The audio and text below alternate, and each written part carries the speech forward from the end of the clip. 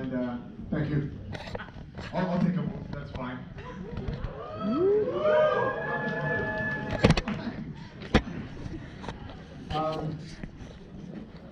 So the title of my talk today is Non-Dual Energetic Therapy with Psychedelics / 5-MeO DMT. Kind of tying into John's talk that he just gave, I'm one of those people who worked as a psychedelic therapist for 7 years, completely unlicensed, completely self-trained, no authorization to do it. The first few years, primarily I worked with 5-MeO DMT. The first few years that I started doing this, it was before 5-MeO DMT was a Schedule I illegal drug. And then for some strange reason, Congress said, hey, we're going to make this illegal. And then there was the public comments opportunity, and I debated, like, well, should I say something to them or not? I said, no, maybe not. So then they went ahead and made 5-MeO DMT illegal, and then I continued to do one-on-one sessions with it for about 5 more years. So what I want to do today is kind of share with you some of what I learned in doing that. And primarily, as you all know, I'm an author, so this is my latest book. It's called Entheogenic Liberation, Unraveling the Enigma of Non-Duality with 5-MeO DMT Energetic Therapy. And this is a book about what I learned in doing this kind of work.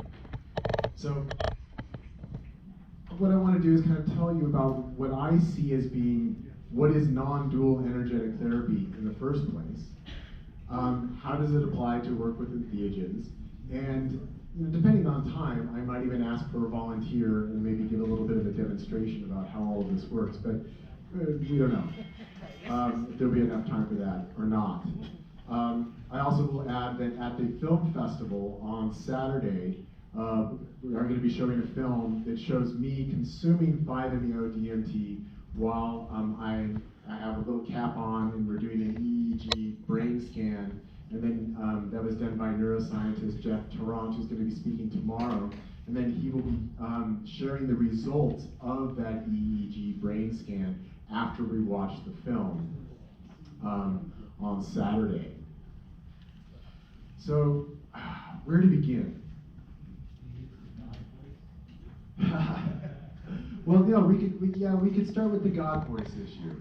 So for those of you who have followed me for a number of years, you know that I went through something really it started 10 years ago and then it kind of came to a culmination around roughly 9 years ago. And this is how it started for me. So, sorry, I just have to take my shoes off. I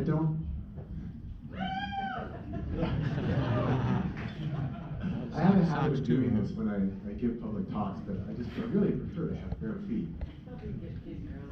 Yeah, because there's a lot of energy involved in all of this. So if you want the full story, it's in my memoir, Being Infinite, which is available right over there. But roughly 9 years ago, almost exactly 9 years ago, I reached a point of complete and total transformation, where the person that I was before, I was no longer that person. And for me, that was my moment of liberation, where I learned how to not only be myself, but to trust myself and to love infinitely without any conditions. And when I discovered that about myself, what I also found is that because I loved myself, and that there is no difference between myself and the rest of what is, that I was infinitely in love with everyone and everything all the time. And that's kind of an overwhelming position to find yourself in. And it was one that, when I fully embraced it, I realized that actually I have been hiding from that my entire life. Because that's big. It's a lot easier if I can say, fuck you, I don't like you, this shit sucks, these people are stupid. It's easier. Right? And like last year I mentioned this, like the orange doofus in the presidency. I don't like anything that man does, and his constant lying energetically is very disturbing to me. But the reality is, I do love him. I look at this person and I say, well, that's another version of me who really hates himself. He hates himself so much that he has to lie about everything. That's how deep his hate is. And he has to say, oh, the Mexican rapists and the shithole countries. So he's got to displace it outwards. And he has no idea what's going on in here. And as much as I would just like to say, you stupid motherfucker, get out of our lives, we can't just do that. And so, how do we approach this with love? So anyway, this was the transformation that I went in for myself, to realize that, well, I really do love everyone and everything, and I don't have any conditions about that. Now, that doesn't mean I don't have personal preferences. Like I just took my shoes off, right? I have my personal preference to have my feet, but I still love my shoes. I still love my socks. But anyway, when this happened to me, when this transformation occurred, from my wife's perspective, it was like Elvis had left the building, okay? Martin wasn't there anymore, at least for a while. And part of her was exhilarated by, wow, well, who is this guy? And I was really exhilarated because I wasn't playing Martin anymore. But then it also became clear, because that was so challenging for her own ego, it became clear to me that, look, either she has to get what it is that I've been through and what my new reality is, or this relationship simply isn't going to last. And so my own breakthrough was facilitated by my experiences with 5-MeO-DMT, and also during that time period, I was regularly attending the Santo Daime Church, so I drank a lot of Daime, and spent some time working with Salvia divinorum and some time working with psilocybin mushrooms. But really the most significant aspect of that was the 5-MeO-DMT. And lots of vibrating with the Daime. Lots and lots and lots of vibrating. So this was this energetic transformation that I underwent. But anyway, I wanted to be with my wife. I loved her. I wanted the relationship to continue.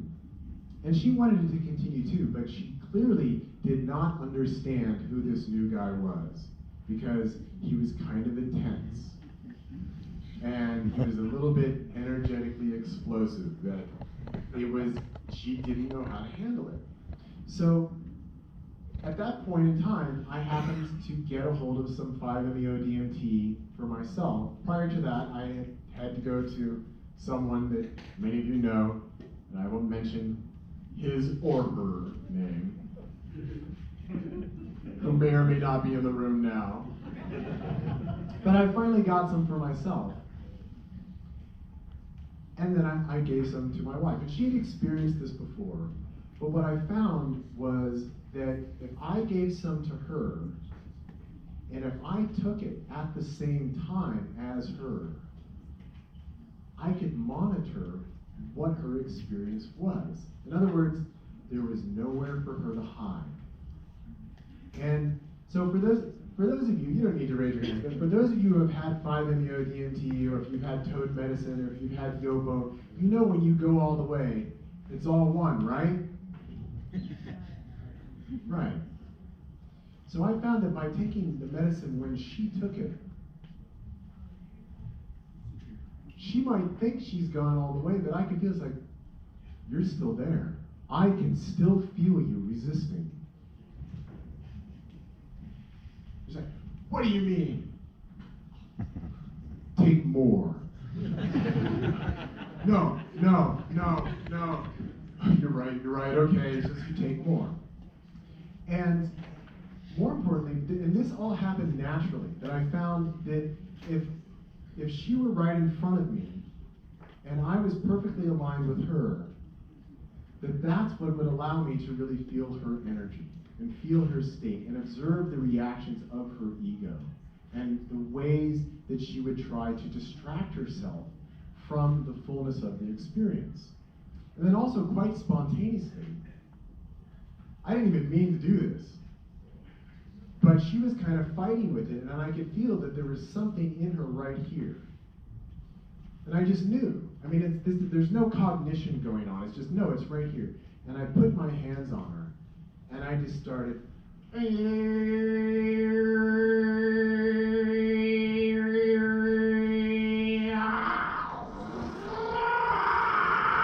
And then, bam, she exploded.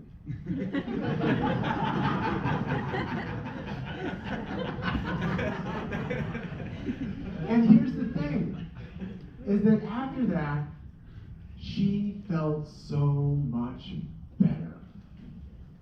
Okay? Now, there's a lot of debate out there about what's the best practices for using 5-MeO or using Toad, and there's lots of different ways you can do it.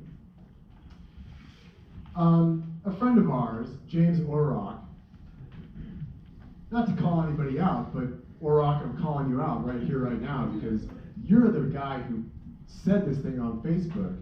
He said, anybody who involves themselves with somebody's 5-MeO DMT experience has a calcified ego and doesn't know what the fuck they're doing.